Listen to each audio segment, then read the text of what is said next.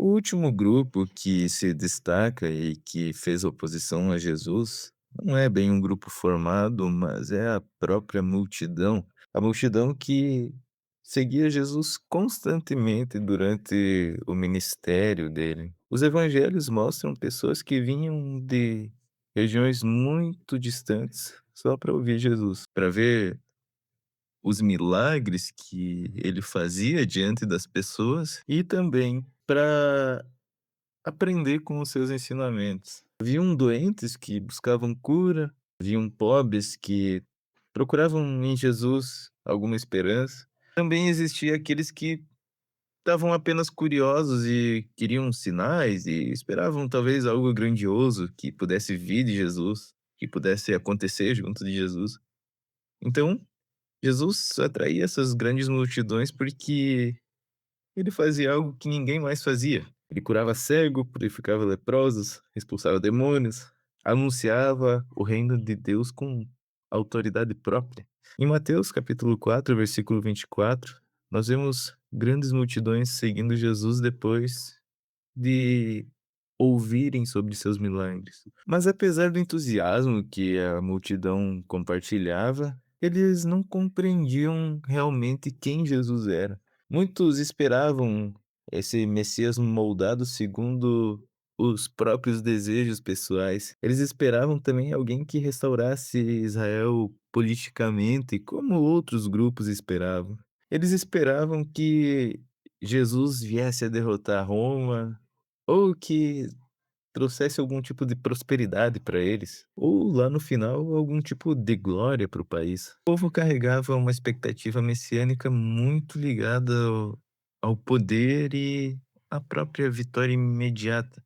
E é por isso que momentos como a entrada triunfal de Jesus geraram tanta comoção das pessoas. Mateus capítulo 21, versículo 8 e 9, a multidão espalha mantos pelo caminho e grita: Hosana ao filho de Davi. Hosana, como bem sabemos, é um clamor de salvação. Em outras palavras, é um salva-me, Senhor. Eles reconheciam Jesus como alguém enviado por Deus, mas o problema estava no tipo de salvação que eles esperavam. Eles queriam este rei forte que iria libertá-los, que seria um Messias que confirmasse as suas próprias expectativas nacionais, mas Jesus entra em Jerusalém montado em um jumentinho, como vemos em Mateus 21, versículo 5, cumprindo assim a profecia de Zacarias. Ele não entra como um general de guerra,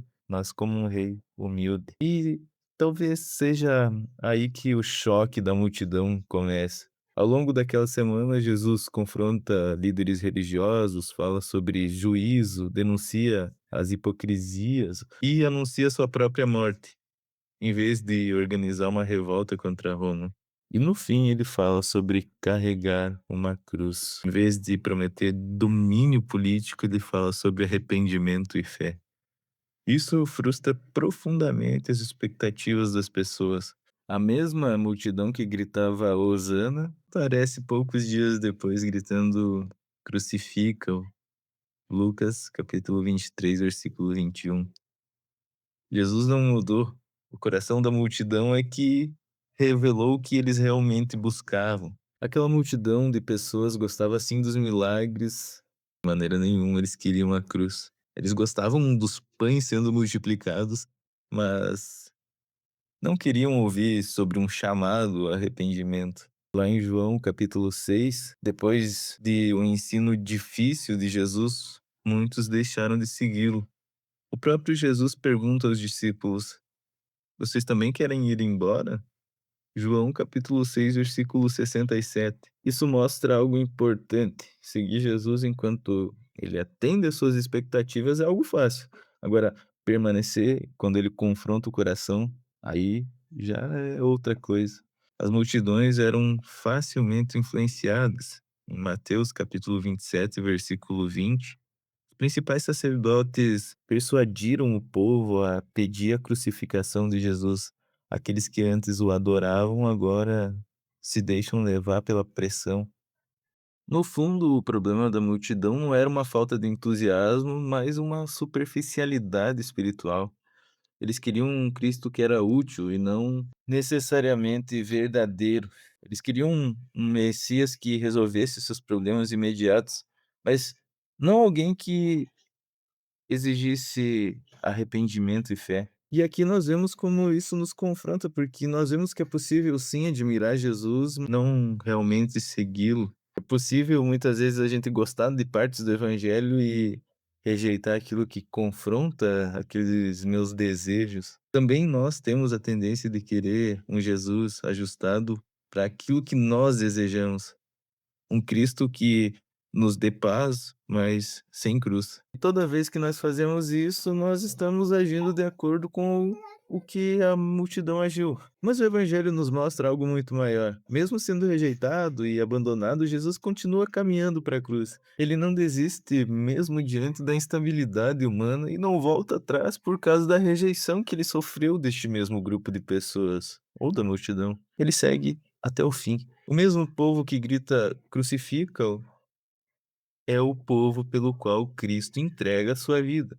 E esse povo inclui nós. A cruz revela não apenas a vulnerabilidade do coração humano, mas revela também a graça de nosso Deus. Enquanto os seres humanos mudam rapidamente, Cristo permanece firme na sua missão por nós. Por isso, o evangelho não nos emociona apenas momentaneamente, mas ele nos chama a uma fé verdadeira que permanece mesmo quando passa pela cruz. Temos aqui então a cruz como o ponto de divisão final. Falamos aqui hoje a respeito do oitavo e último grupo que eu ressaltei como aqueles que se opuseram a Jesus e de certa forma fizeram com que ele fosse crucificado.